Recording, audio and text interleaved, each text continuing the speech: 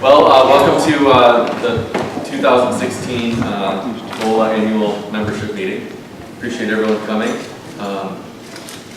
First of all, I've got my esteemed helper over here passing out the agenda and the ballot and some membership forms. So hopefully you got all of those.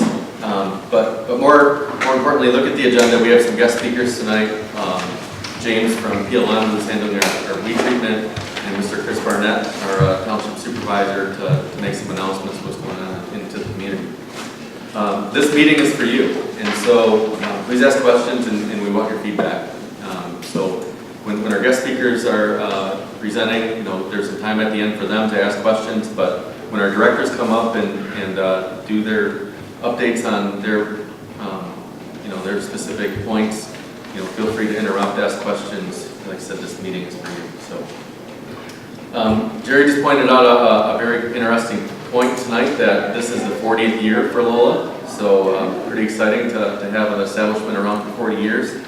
And with that, we have a very, very diverse group of board members, some senior members that are trying to relinquish the reins to the younger board members here to keep LOLA going. But with that, we need your help. And what I mean is, right now, we'll talk about where we're at with our membership and our membership drive, and we really need your help. But, the success of LOLA is by our community and the efforts of getting our community together and talking with our neighbors to get everyone together to make this work. So, along with that, we're always looking for volunteers. Just last weekend or 2 weekends ago, LOLA participated in the Green Orion, what's it called, Jerry? Green Up Orion, and George helped participate, and Matt and some other members here that all got together and did a good job helping clean up the community. So we're always looking for volunteers for events like that, and we'll talk about social media during tonight and how you can reach us if you want to volunteer for help. And with that said, we'll go ahead and get started. According to the agenda here, we are going to turn it over to Jerry Richards, one of our past presidents. He has some things he wants to talk about, some past LOLA directors. Thank you. On a somber note, this was a pretty rough year for us losing some of our past LOLA members, and I'd like to just read a little something here. Many of you may not have known these folks, but it was through their efforts that LOLA is what it is today. We have a lot of our charter members in the audience, Mary and Jim Pizzioli, my wife Debbie. Pat, I think Pat, were you a charter? Yep. So anyway, as time goes on, Brian's already mentioned we're 40 years old now. And when you look at 40 years and what's happened over that 40 years, we started out as a very small organization, but we grew pretty quickly. And so I'm going to read this because I'm going to lose my train of thought if I don't read it. Since 1977, when our Lake Association was formed, we have lost several of our friends and volunteers who supported the Orion Lake Association. Many provided tireless hours of service and dedication to help make our Lake Association what it is today. Most recently, 3 of our valued members passed away: Al Pelletier, Tom Klingler, and George Farger. We are deeply saddened by this loss and wish to honor their passing by dedicating this annual meeting to their memory. Al Pelletier. Al passed away April 2nd this year. Al served as a LOLA director for many years and was heavily involved in LOLA activities, including the No Wake Buoy program. There's a lot that happens behind the scenes to maintain our No Wake Buoy programs, and Al was always there to help. In fact, if you needed help of any kind, you could call Al and he would be there. Tom Klingler. Tom passed away on April 17th of this year. Tom served in many LOLA board positions, including president and director for several years. Tom was a key person during the planning and approval phases of establishing our special assessment district for the Lake Orion Weed Treatment Program. Even as cancer was challenging Tom's health, he never gave up. Tom's organization skills were key in developing a focused approach to driving the successes that we achieved. George Farger. George passed away May 15th of this year. George served as one of the first Lola directors in 1977 and served Lola until he moved off for the lake 30 years ago. Even though George left the lake many years ago, he and his wife Judy were avid supporters of Lola during the early years and were heavily involved in all aspects of helping Lola grow to what it is today. Al, George, and Tom will be dearly missed as friends and as volunteers. Their collective passion and commitment was instrumental in helping to make our lake community what it is today. Many thanks to them, and may they rest in peace. Let their memories live on forever. Thank you.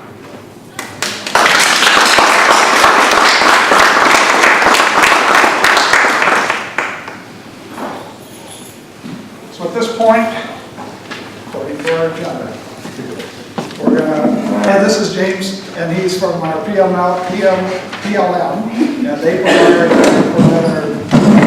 our services for Lake Orion. Thank you, Jerry. Sorry. Oh, you're okay. Hi, I'm James from PLM Lake and Land Management. I won't take up too much of your time. I'll do a quick overview of last year's program, and then what we observed on Monday when we treated, and the outlook for the 2016 program. So last year, we saw a shift of the plants from beginning of the year to the end of the year, from more Eurasian water milfoil to more starry stone water. For example, in the beginning of the year, which is quite common with the techniques we use, is we had about 90 acres of shoreline milfoil that we treated, and by the end of the year that had decreased to 15 acres. That being said, the starry stone water increased drastically from under a dozen acres to 60 acres on a regular treatment schedule. Our plan this year in that regard for the shift of the starry stone water is to be more aggressive on Monday with the starry stone water along with the milfoil. So the starry stone water, where last year we only treated a dozen acres the first time, we did 60 acres the other day, along with the 90 acres of milfoil for the shoreline. The goal there is to, hopefully, with starry stone water in particular, is to nip it in the bud before it becomes a problem.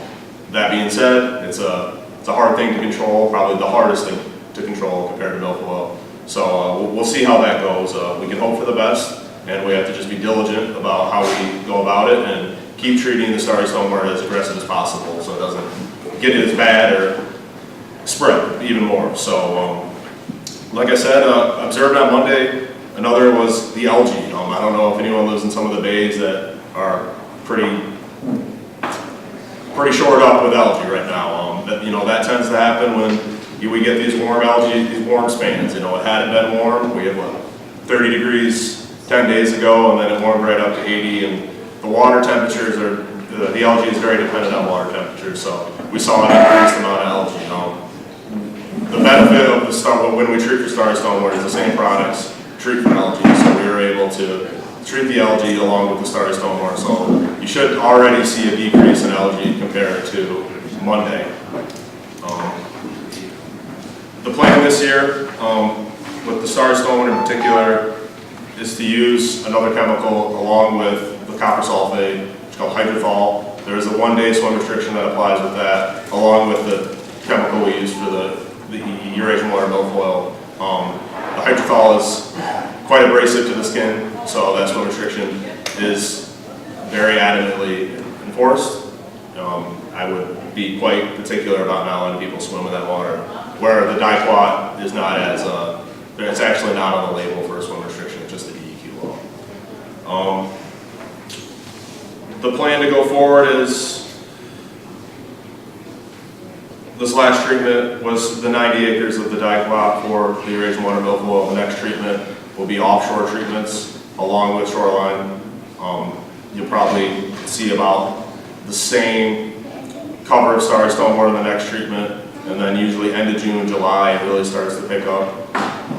We'll just have to stay with that. And then the following 2 treatments in July and August, we'll probably see very little milfoil will be growing and quite a bit of starry stone water. So continued maintenance of the starry stone water is key. And that being said, if anyone has any questions, I would be happy to answer them and best of my abilities. Yes, sir. Can we rake out in the canals there or anything like that? Oh yeah, you can have at it. Even when you're treating them? Which canal do you live in? The Indian Wood towards? No, I'm over, yeah, by Indian Wood. Okay. You know, I wouldn't let that stuff die. That's really not Star Stormwater right now. That is your irrigation water mill flow, and you're just gonna spread it by breaking it. So I would think within a week and a half, 2 weeks, pretty much all that stuff will be gone. That is curly leaf and mill flow in there. So I would just leave it be, see how the treatment goes, and then if it's not cleared up, you could have at it. But I would assume that it will probably be pretty gone soon. So yeah, George. I guess to his question, the aeration overflow grows off fragments, right? So if you're ready to break it and cut it up, you just spread it around. You know, that being said, in this scenario, Yeah. the lake's already so infested with irrigation water mill flow that I don't really think cutting it is going to be spreading it as much as you would think. I mean, boat motors cut it every time you fire up your boat motor and it cuts it. That's more of along the lines of spreading it lake to lake when you have a piece cut and then someone at the public access gets it on their trailer and carries it over there. So. Just be sure to haul away what you cut, please.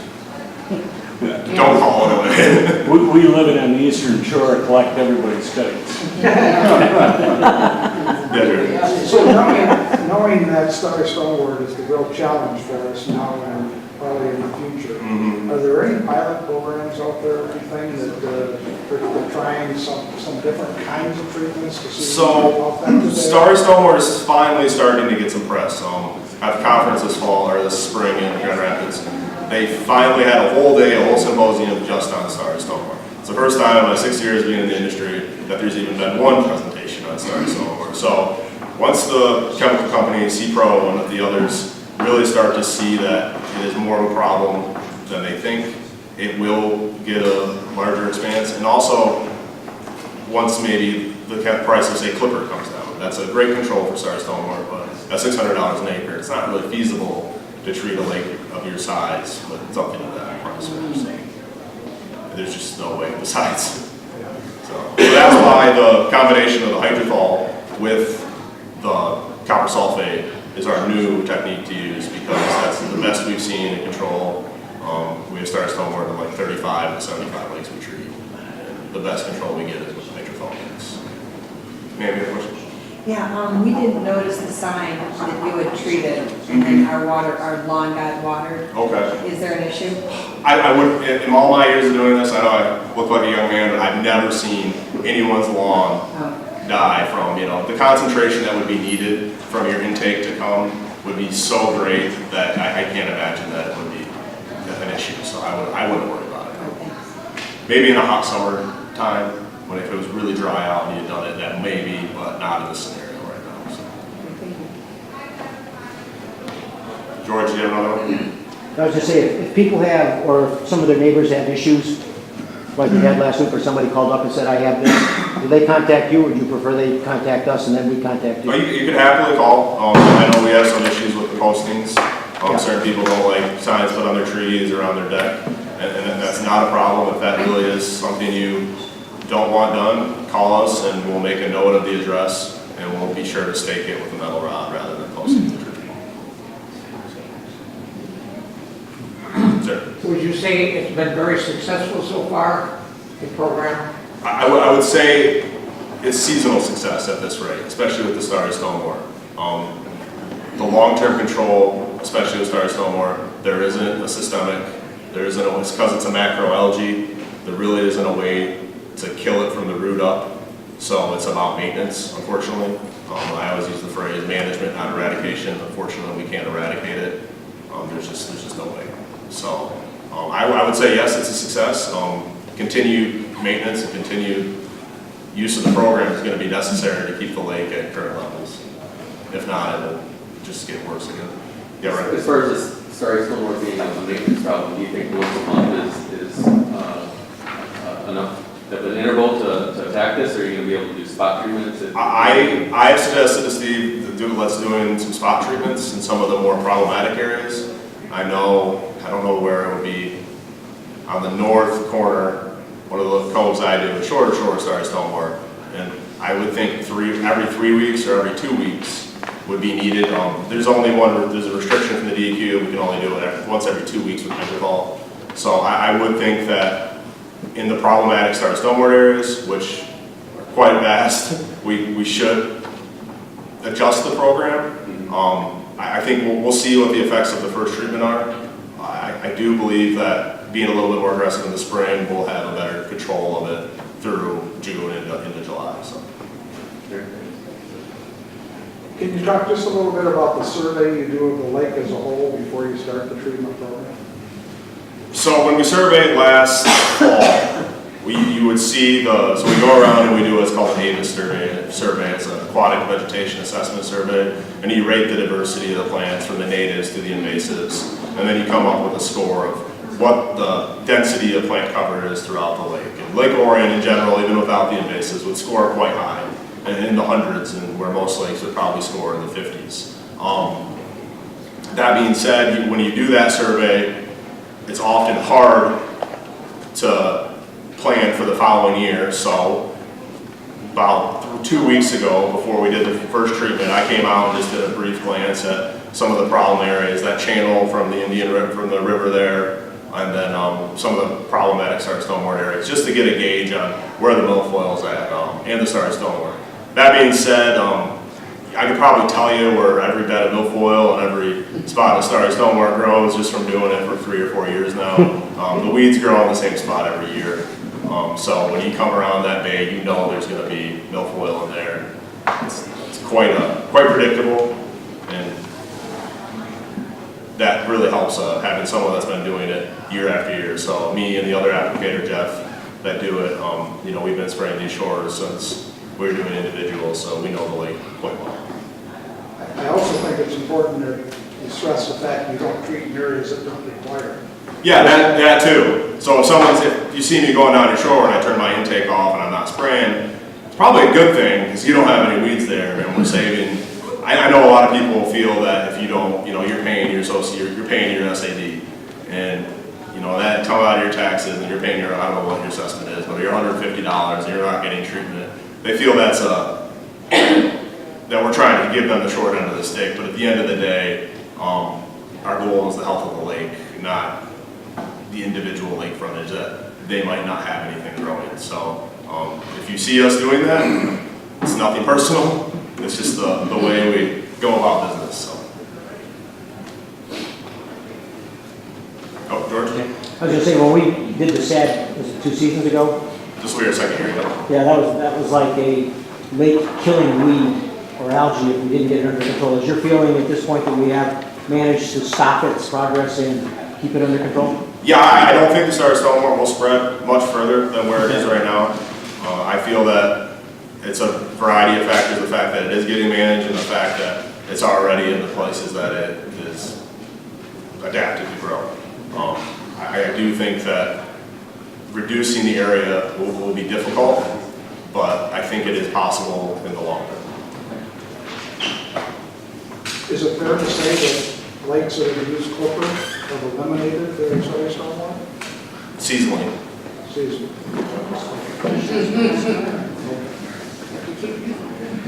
And then what the problem with the price comes in. Might be worried. And then the combing crystal as well. I think that's a valuable tool that we should probably be able to use more throughout the year. So it's just hard to apply and hard to get ample coverage with the product that is allowed.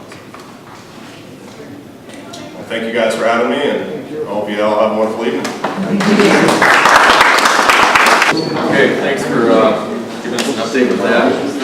Next here on the agenda, we'll start business as usual with the annual little part of the meeting with the treasurer's report. Mr. Roy.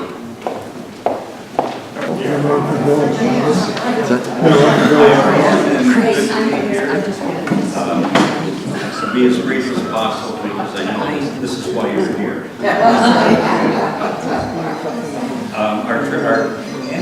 Our fiscal year runs from April 1st to March 31st of every year, and that's the period in which we are going to be discussing.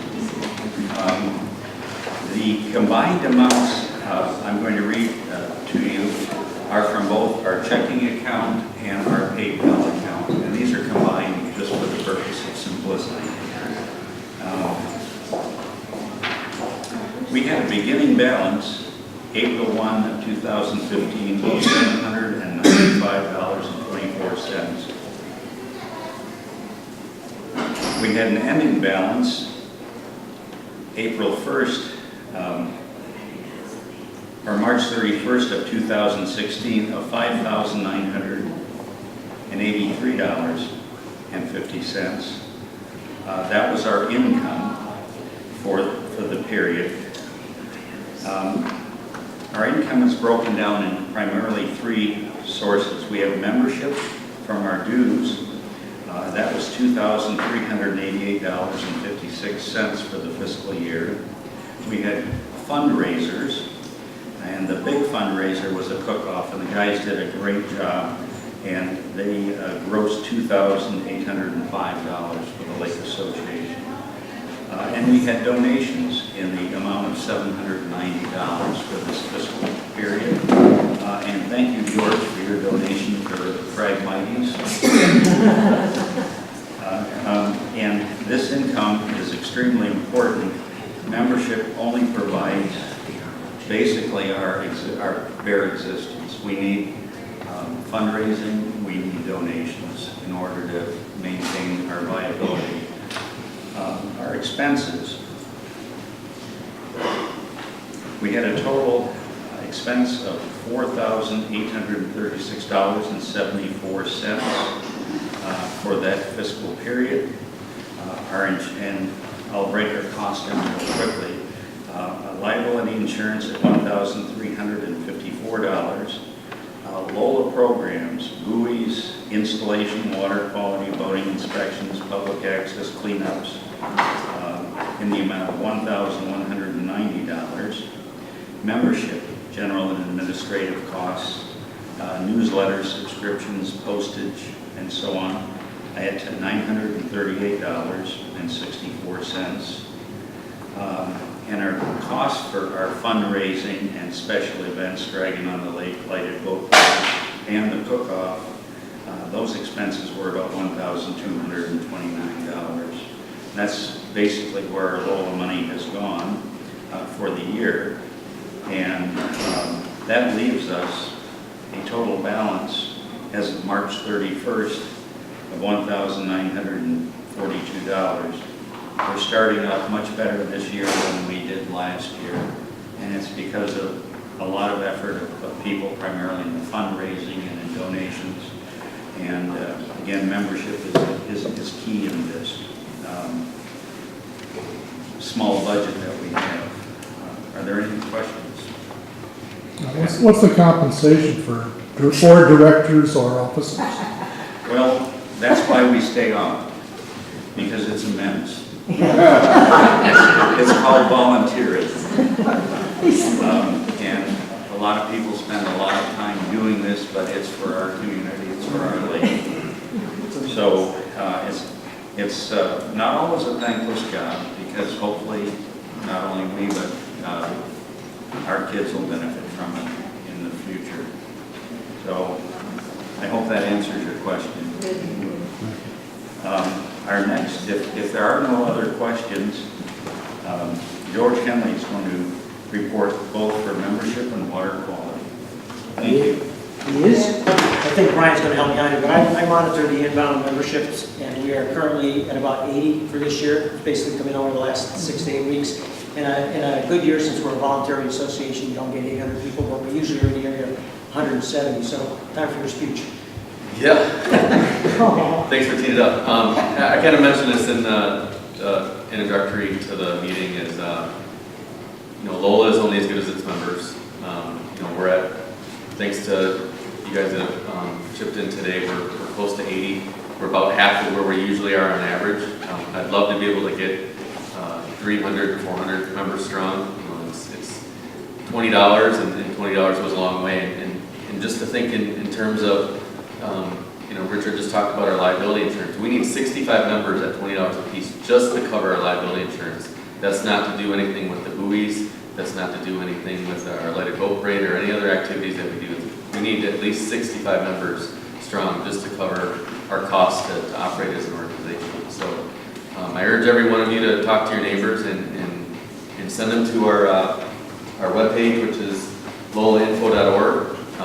There's a quick link if anyone's familiar with PayPal. You can go right there and make a donation. If you don't want to be a member, we accept donations, or quickly sign up for donations that way. Feel free, there's extra copies of the membership forms. There's a desk there, take them home with you, pass them on to your neighbors. We don't know the details yet. We did bring a bunch of these koozies with us today, so we're going to do some type of membership drive. So you might see us wandering around the neighborhoods with koozies trying to drive membership, but we could really use the help. We'd like to try to hit somewhere around 150, 200 members. You didn't say boozies, did you?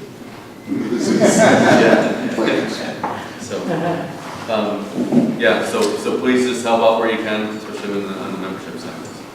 And I was going to say, to Brian's point, if you remember, was it 5 or 6 years ago, the sheriff decided not to fund lake patrols anymore, and that was one of the years where we had fairly good membership, and some of us went to the township and said that on a lake this big, with marinas and rental boats and all kinds of other stuff, a Saturday, Sunday, life on Lake Orion is not a vacation, it's a little bit dangerous, and as a result of our membership and the communication process, we actually got the township to kick in for fund the weekend marine patrols. And had we had a membership of 0, we could imagine what would have been the case. It would have been, thank you very much, see you next time. So membership is really critical, and one of the key roles for the local board is to communicate with the government entities to make them know that, we've got issues we'd like you to help kick in on. So, next. Yeah, next, we'll talk a little bit about water quality. Richard, I think, or somebody made a joke about Frank Mighty's. I'm chairman of the Township Environmental Committee, and one of the things I've been taking on is trying to get rid of those 15-foot tall weeds that are all over the township. And if you drive by the DNR launch area, right up there near the road, we're about maybe doubled over the past year. There was about, 60 by 60 square foot over there marching down towards the lake. I was talking to the Bald Mountain manager, and he said, "Oh, we don't have any money." And I said, "Well, we'll get you an estimate for what it's going to cost." And it turned out to be $100. He said, "We're going to have to nice I'll pay for it." And then I donated it to Lowlight. So those are now dead, hopefully, and they will be touched up this year, and we will no longer have the threat mighties going down towards the lake. Now, there are some others over by Eva, and if you go over there and look, the very edge of the road has not been treated, but Tom Patterson's neighbor did the 2 acres, it's actually more than that, probably 2 or 3 acres a couple of years ago. So we have made some impact. But anybody, the season isn't until September, October for treating, but anybody that you know has got that kind of stuff in their backyard, either tell them to call me or I will show up in their yard and harass the heck out of them and see if we can't get some progress on that. The other thing, and I don't want to belabor it, but one of the questions on the Lola questionnaire is, do you think water quality has improved? Pick your time frame, I don't remember what it is, but this is part of Michigan Lakes and Streams on the MyCore website. You can find the report there.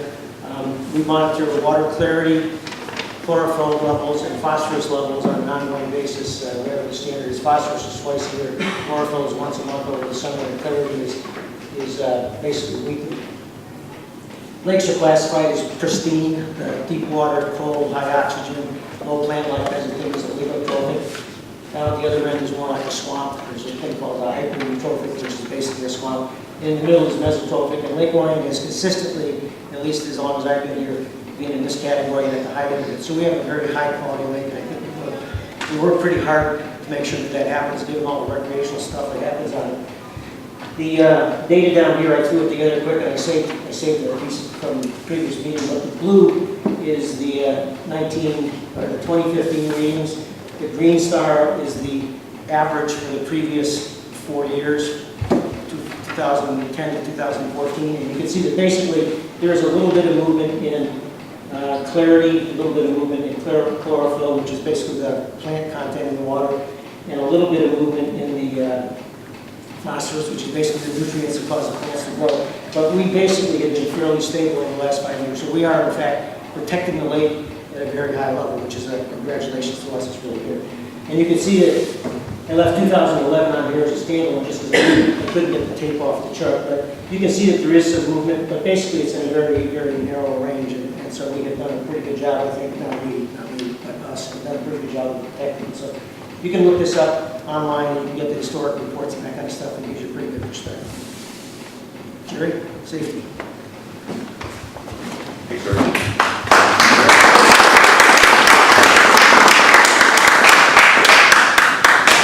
One of the main components of our lake association and one of the main programs of our lake Association is our no-wake buoys. This happens to be our spare. She's a little ragged, not too bad, but she gets moved around a lot for different demonstrations.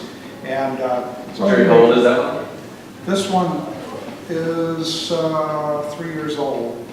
But again, we take it around to different things. We take a motor safety class and things like that. It's been here to this meeting several times. And I was actually, if I could have done a little better job again with ventriloquist, I was going to do a little skit with this.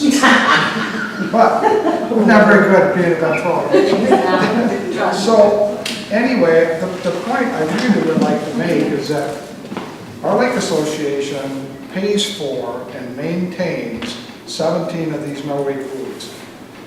This program was initiated in 1986, and it was a result of doing a lake-wide survey and asking people what we needed to do to make this lake a better place.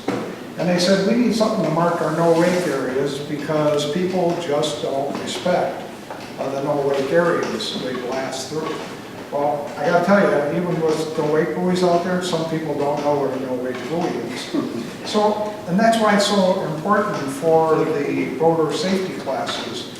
We put on one last year. We had 20 people there, parents and the kids themselves, and it worked out really well. And so the sheriff, if he stops you, there's a lot of different ways that he's going to interface with you for this violation of the no-wake area. Chris Barnett basically doesn't want our lake to be a police state. He wants people to come out and enjoy themselves. Now, we heard a little bit of a different twist on that tonight, and that kind of surprised me. But as residents of our lake, we need to take responsibility. We need to try to help people understand what a no-wake area is. We have areas on this lake that aren't marked with buoys. And just because they're not marked with a no-wake buoy doesn't mean it's not a no-wake area. We mark those areas that were marginal, and that allows the sheriff's department to know where those areas are, and it helps us as a lake community to protect our lake from shoreline erosion, etc. Okay, and it also makes a safer environment for us, because not only is there no wake at certain areas of the lake, but it's also around swim platforms, a skier that's in the water, etc. So people need to understand the rules, and that's why these safety classes are so important, educating the students. So one of the problems we had this year, the buoys didn't go in until last week, Tuesday, I think it was, and it's because all 17 of them were totally refurbished. We stripped them of all of the decals, we cleaned them all up, we mended battle scars as best we could. And battle scars occur when boats run these buoys over. I got to tell you, when we bought these buoys, we bought them with extra thick wall option on them, and it's really paid off. I think there's a lot of props out there that have got some pretty significant damage when they try to tangle up here with this buoy. The buoy wins. I'm sorry? The buoy wins. The buoy has won. The buoy has won consistently. She will show some minor scarring, but we were able to do that. And so anyway, they were completely stripped, all new decals, and we put a new feature on them this year, and it's to try to help people identify where these buoys are at night.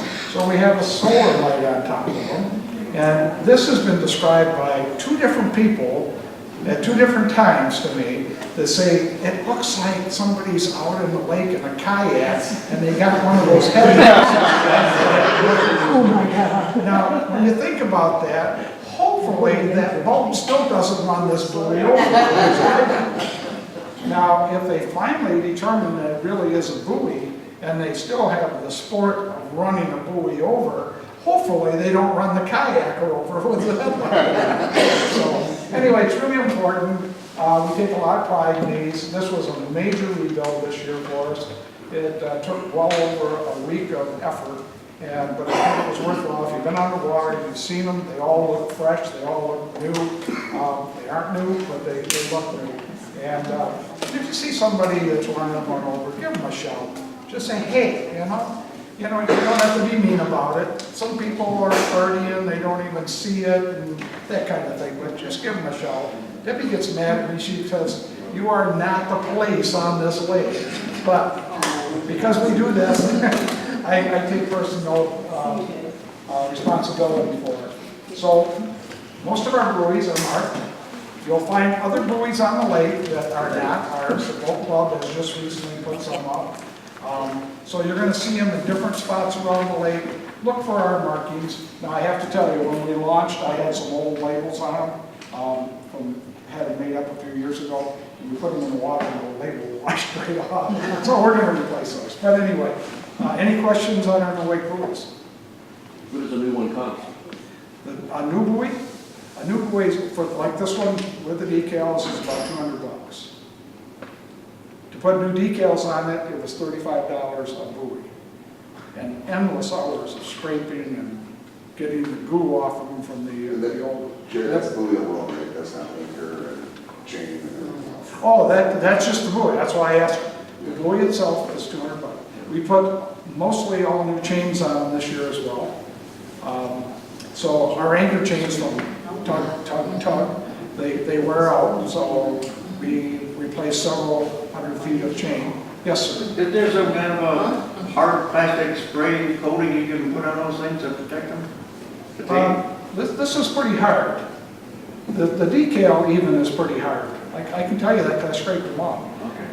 They're pretty rugged, but they won't get cut, they won't get snagged. But anyway, we're hoping that people will see this at night now and kind of stay away from it. So, any other questions? Yes, sir. I just want to thank Debbie and Jerry. Yeah.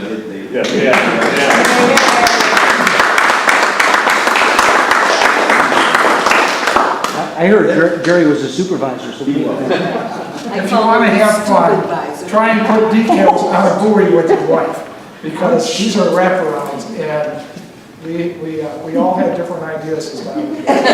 Bottom line is, it's done, and we're happy for that. Thank you very much. I seen a speedboat last weekend, rub right against one of those things on the west side of the bridge up there. Never dawned on me to yell at the guy, but they had about eight or 10 people on the boat. People in the back were looking at it along the side of the boat there. Yeah. Expensive boat, you know. It's going to happen, but maybe we'll have a little better luck. So we tried this a few years ago. We couldn't find the right light. These are from Costco. They're $30 for 4 of them, $7.50 a piece. I know they're pretty tolerant to being submerged, because when we were launching the buoys, we actually turned one into a submarine. I misnumbered one of the chains. We have all the chains identified for each location. And we cast the buoy off like we normally do. And we watched the buoy go 2 foot below the water. And it was kind of interesting. It was underwater for a good hour and a half. And so later that night, after we rescued it and got it in its right location, it's over by George's house, so I called George and I said, George, go out and see if that one's working. And he's got 2 of them, one on the other side of his house. And he said, yeah, he says the one towards the back, it's working, but the one over by, between myself and Al Pelletiers, that's really bright. Well, guess what? That's the one that was sunken. But anyway, any other questions? Yes. I was going to say, Jerry, the rules of the buoys, which is again part of your motor safety class, I mean, you're not supposed to approach the buoy within 100 yards unless you're at no weight. Most people, they're at the no before they back off. The same thing when they're taking off. They get to the other side of the buoy, they hit full speed, so you got weights all over the place. It's 100 feet actually. Yeah, 100 feet, yeah. And they're also not supposed to do 100 feet within an anchored boat, 100 feet to shore, and some other stuff. So I end up yelling at people a lot when they're going by my house. And then I talked to Lieutenant Toth, not that I want to harass a lot, but he said if you've got people consistently violating the thing, if you get a picture of their boat with the MC number visible, they will visit the person and explain what life is about. So that's the sheriff has a hard time explaining the rules to people, because if it's Bill in the boat, Bill knows what the rules are. But if one of the other reserves officers is out there, sometimes they get a little mixed up. But one thing for sure, if you're creating a wake as you go past this buoy, you're going to be stopped by the sheriff. Yeah. And he will help you out. Right. Any other questions? All right, thank you very much.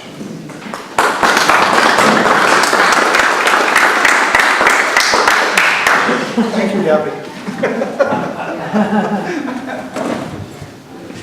Jerry. I know everyone came here to listen to Richard talk about the Treasury report, but I'm sorry, we got a few more things to talk about, like the Light Boat Parade, which I think not everyone comes here to talk about, Richard. So this is going to be our 5th year with the Light Boat Parade. Last year we changed up, we tried to change up 2 years ago the route, and last year we had it actually perfectly mapped out. So it starts, we do the registration right behind the boat club. And the dates for the Light Boat Parade are going to be Friday, August 26th this year. And we'll start behind the boat club and we come by Greens Park. And the reason why we come by Greens Park before everywhere, all the rest of the lake is because that's where people that don't live on the lake or don't have a boat, they can see all the Light Boat Parades and they see the dragon. Last year, some other people put together a little movie for the kids as well at the Green Park, so it was a great turnout there. Once again, we had the judging on the water. So it was a great turnout for the judges from that aspect. We're just looking for you, even if you just want to put a clown nose on the boat, get more boats in there, the more participation, the better it is, and the more fun it is for everyone. If there's any questions on it, you can reach out to through Facebook or our website. There's going to be more details around. And as it comes closer to August, we start putting the banners out inside local businesses and everything as well. They are awards and everything, but it all comes into who sponsors and donates on that aspect as well. Last year, I don't know if it's still going to be there, Jerry, is it the trophy case up at the library? Possibly. They're really strict about it, and it's, I should say, they have only one display area now, and it's really hard to get a window of opportunity. So, but we're always changing it up and everything, and it's a great event, and it's great for the neighborhood. Any questions from that aspect? I know it's not as fun as numbers. Yes, it is. All right, no problem. I'd like to hand it off to John to talk about the Dragon on the Lake safety patrol.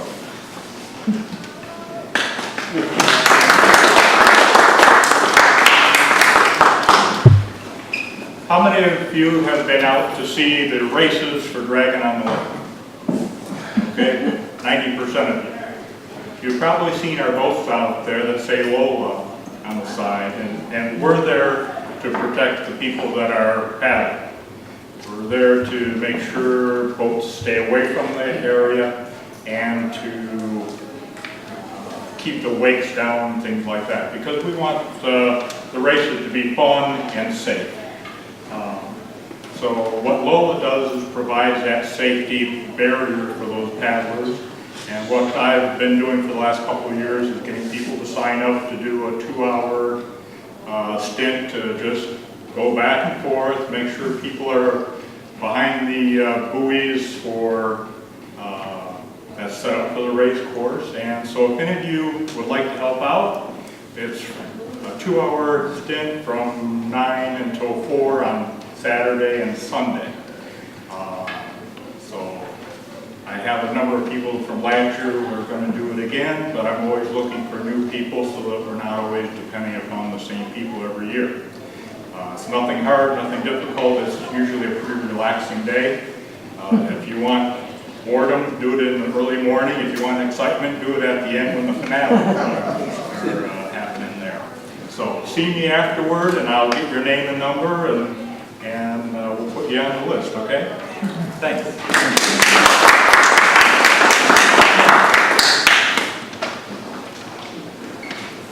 Okay, rolling right through the agenda here. Quickly, I just wanted to talk a little bit about social media, you know, and how to really reach Lola as far as how do you contact us. We've had a website now. This is our website address, probably 5 or 6 years. It's under redevelopment right now, so we did get a new page up and running. It does have contact info on how to email us, how to become a member, how to donate. There's some links to the Lake Orion Fireworks Association and some other communities. So that's one way, and then additionally, you know, Chris Barnett kind of stole my thunder and beat me to the punch a little bit as far as Facebook goes. But Facebook seems to be the best way and the quickest and easiest way to get messages out as far as, you know, Matt sent out just on Monday a quick picture of, you know, the notification on this tree about the weed treatment. You know, just a friendly reminder, is a picture, yep, I'm gonna go turn those sprinklers off. So it's the easiest, quickest way for us to get news out to the Lola members. So if you've got smartphones and you're inclined, you know, highly consider, you know, using new social media. But other than that, we have a P.O. box. I'm sure throughout the years they've collected some phone numbers, but or simply go to the website and try to send us an email. But in general, that's the best way to get a hold of us if anything comes up. So, any questions? Okay. Now, a new and exciting event. We'll have Scott Ham talk about what should be our second annual barbecue. Yeah, good evening, everyone. So as Richard had mentioned earlier, the fundraiser last year for the barbecue raised $2,800. And Richard, I believe that was after all the expenses had gone out? That actually was prior to expenses, that was gross revenue. Okay. And that Okay. was probably about 1,600, somewhere in there. Gotcha. Very successful. So good. We, that was probably one of the worst June days that we've ever had, I think. We only got about 6 teams out. We put it together in about 6 to 8 weeks, I think. So we've already locked down the date for this next year. We're going to do it later in the year. We talked with OPA and they want to do it in September. So we're going to get after Labor Day. We're going to do it September 17th. I got to meet with Brian and Matt and Jonas, and we're going to start getting the planning going for this pretty much next week. We want to triple the teams. Tripling the teams, we want to triple the money, or at least double our money from what we did last year. And I feel if we get enough preparation and planning time, we should be able to do that. When you say triple the teams, what So is there were 6 teams. competitiveness? Yep. So there were 6 teams in the competition last year. We'd like to get it up to about 15 or 20 teams in the competition. And where does it take place? At OPA, Food and Spirit, right on 24 there, next to Northern Flooring. So, it was a great event. I mean, a lot of people showed up for how miserable the weather was last year, so we figured we'd do a little bit later in the year and see what we can do there. Lots of raffle prizes. Yeah, and the sooner we get started on that, raffles, and I think last year Matt had printed out a bunch of little pigs, you know, like the little shamrocks that people donated. We did very well on those, so we'll start that again probably in early July, just to have a couple months of that going. But other than that, we look forward to making it bigger and better every single year and trying to raise as much money as we can for the lake. And again, you know, this is an event we throw on, and if we do get 15 to 20 teams and a lot more raffle prizes, and we're talking about a beer tent and making this a pretty big deal this year, we're going to need volunteers. So if anyone's interested in volunteering, you know, get a hold of us. Any questions? It can be as many as you want it to be. I mean, normally you see teams anywhere from 3 to 4 people. I mean, 1 to 4 people. Last year we put it together pretty fast. You know, Matt and Brian and I usually cook together in our competitions that we do at other events. We just put it together so quick. We actually split up just so we had the teams involved and whatnot. But I think with the pre-planning and the time that we had, we should be able to get some. I mean, I'd even like to extend an invitation to like Lockhart's and Bad Brad's and Burning Oak, see if they maybe want to put their name on the line to see if theirs can cut it against some amateurs. But Sounds like a master's challenge. well, they might not do it because they just don't want to. They don't want to do that, you know. So it's all in fun. We'll work with to get some judges in again, and I think it'll be a great day. And when you say barbecue, what is it? All kinds of barbecue? What kinds So of barbecue? last year we did ribs Chicken. and chicken wings. Did we do any pulled pork or no? We had it for sale. We had it for sale, but it wasn't part of the competition. So the competition, the judges judged chicken wings and ribs, and then we have pulled pork on the side. We have to get together again this year to see whether or not we're going to keep it the same, or if we're going to throw maybe a pulled pork in there and take the chicken wings out, or whatever.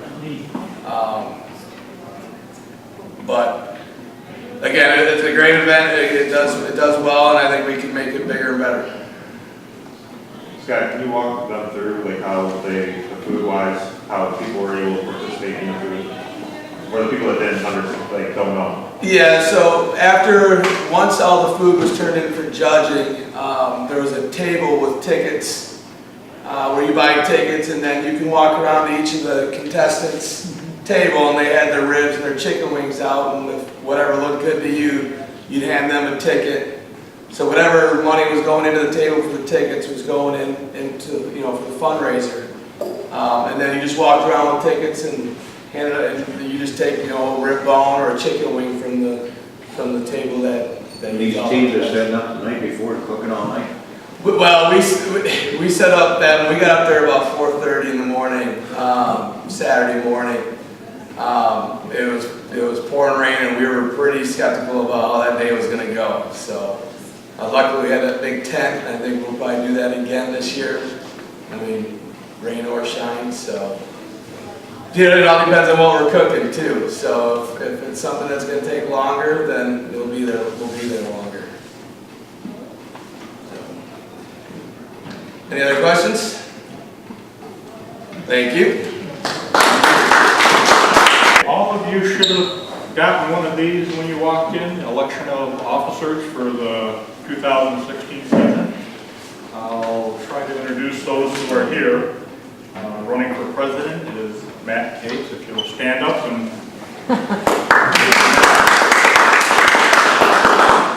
Jonas, I don't believe is here tonight. Drew Power. No. Oh, Sure. Okay. Secretary, Pat Bellinger.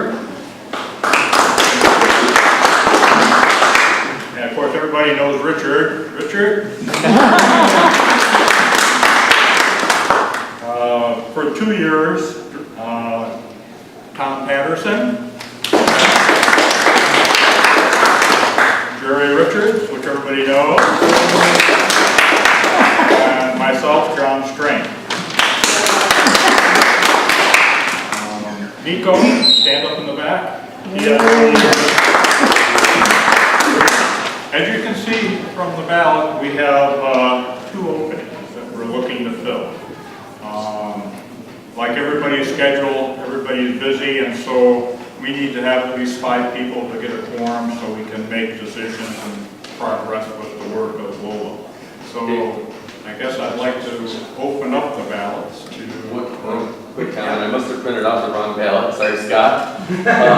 So Scott Ham should we'll have to write his name in on the ballot, but Scott Ham is running for one of the director positions. Okay, So, thank you, sorry about Scott. that, It worked already. Scott. You're almost off the hook. So we just have one open then, or is there another person that is offered to, Just one of them. okay. So where is he trying to run from? One of the 2 years. Oh, one of the open, oh, thank 1 you, year. Scott. 1 year. Is there anybody in the audience tonight that would like to step up and be on the board and be involved? We meet once a month on a Wednesday night. We meet here, and so a good group of guys that care about the lake. It doesn't have to be this guys. It doesn't have to be just, we've had women in the past.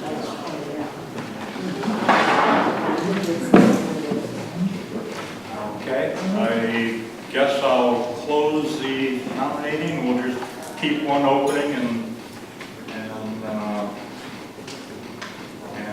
leave that one open.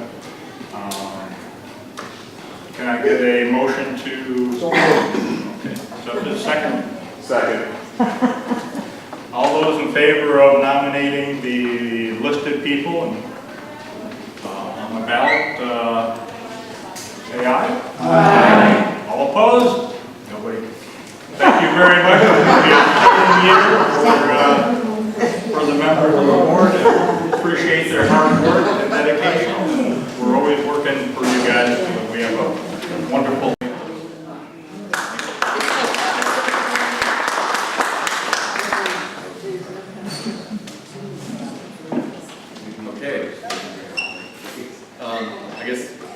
Thanks everyone for coming. At this point, I want to turn it over to the new president. It's been my pleasure serving my one-year term. Like we said, we want to try to get some younger people in rotation. So Jonas, who couldn't be here tonight, is volunteered to be president-elect. So next year, I'm past president, so next year I'll get back in rotation and we'll get this going. So without further ado, our new president, Matt Lee.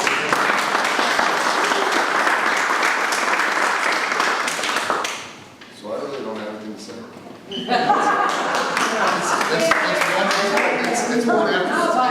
It's 2 minutes after 9, we said we'd be done at 9, and I can't give you the 2 minutes back, but I just want everybody to think about what was said tonight. There is a lot of effort that goes into keeping our lake nice.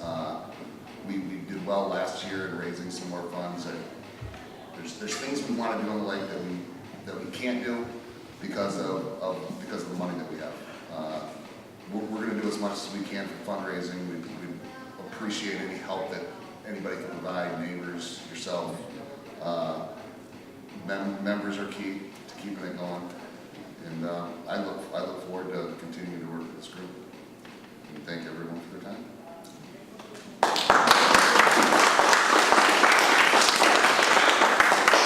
Meeting is adjourned.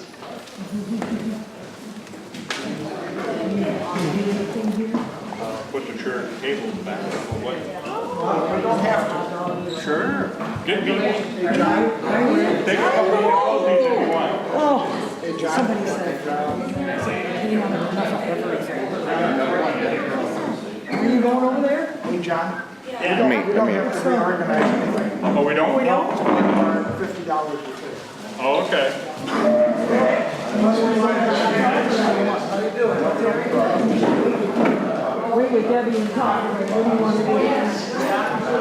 What do you want to do? You going over? Yeah, let's go. Let's do it. All right. Order me a hot dog. Yes, sir.